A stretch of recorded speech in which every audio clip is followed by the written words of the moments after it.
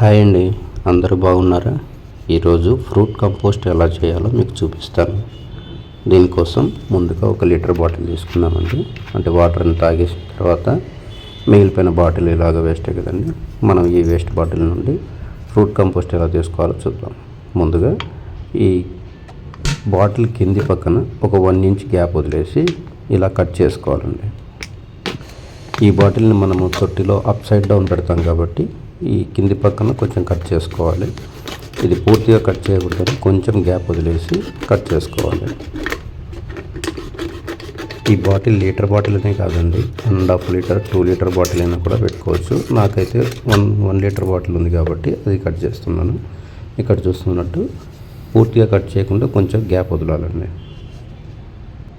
ఇలాంటి white bottle వల్ల మనకు అడ్వాంటేజ్ ఏంటంటే లోపల కంపోస్ట్ అవుతున్నది మనకు కనిపిస్తుంటుంది. ఇది ఇక్కడ కనిపిస్తుంది కదా, ఈ మొక్క వచ్చేసి స్వీట్ లైమ్ అండి. ఇందులోనే ఒక టమాటా మొక్క కూడా ఉంది. ఈరోజు ఈ ఫ్రూట్ కంపోస్ట్ని ఇందులో పెట్టుకుంటాను. ముందుగా కొద్దిగా తవ్వుకోవాలండి. మన బాటిల్ పెట్టడానికి కొద్దిగా తవ్వుకోవాలి. దానికి బాటిల్ నెక్కు కాస్త లోపలికి వెళ్ళి నిలబడేంతగా తవ్వుకోవాలి.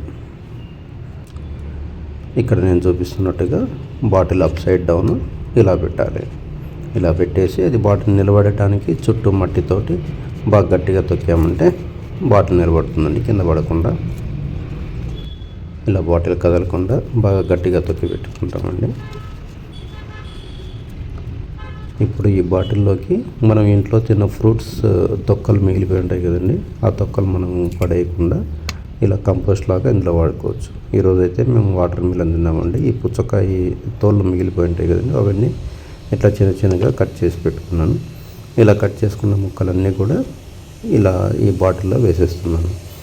ఇలాంటి పుచ్చకాయనే కాదండి, సపోటా, జామ, ఇట్లా ఏవైనా సరే మీకు మిగిలిపోయిన తొక్కలన్నీ కూడా ఇందులో వేసుకోవచ్చు. అరటి కానీ. ఇవి కంపోస్ట్గా మారినప్పుడు వీటిలో న్యూట్రియంట్స్ అన్నీ కూడా డైరెక్ట్గా మన ప్లాంట్కి అందుతాయండి. ఇలా ఫుల్గా వేసుకున్న తర్వాత ఇది కొంచెం గ్యాప్ తగ్గించడం కోసము బాగా తొక్కి పెడుతున్నానండి. అట్లా పొడచడం వల్ల కొద్దిగా గ్యాప్ తక్కువ అయ్యి బాగా స్ట్రాంగ్గా ఉంటుంది. ఈ పద్ధతిలో కంపోస్ట్ చేసుకోవడం వల్ల మన కంపోస్ట్లో న్యూట్రియంట్స్ ప్లాంట్కి డైలీ అందుతాయండి. ఈ పైన కొద్దిగా గ్యాప్ వదులుకొని వేసుకోవాలి. ఆ గ్యాప్లో నేనైతే కోకోపీట్ వేస్తున్నాను. కోకోపీట్ అనే కాదండి, మామూలుగా మట్టి అయినా వేయచ్చు, లేదంటే ఏదైనా ఫర్టిలైజర్ అయినా వేయచ్చు. మన పేడ లాంటి ఎరువులైనా కూడా అందులో వేయచ్చు. ఇలా పైన వేయడం వల్ల లోపల ఫామ్ అయ్యే పురుగులు బయటికి రాకుండా ఉంటాయి. అలాగే స్మెల్ కూడా మనకు బయటికి రాకుండా ఉంటుందండి. దీంట్లో కంపోస్ట్ రెడీ అవుతుంది. అలాగే ఆ స్మెల్, పురుగులు అవి కూడా మనకు బయటికి రాకుండా ఉంటాయండి. సో పైన నేనైతే కంపోస్ట్ వాడుతున్నాను. ఇలా కంపోస్ట్ బాగా గట్టిగా పెట్టుకున్న తర్వాత కొంచెం ఇందులో వాటర్ యాడ్ చేస్తున్నాను.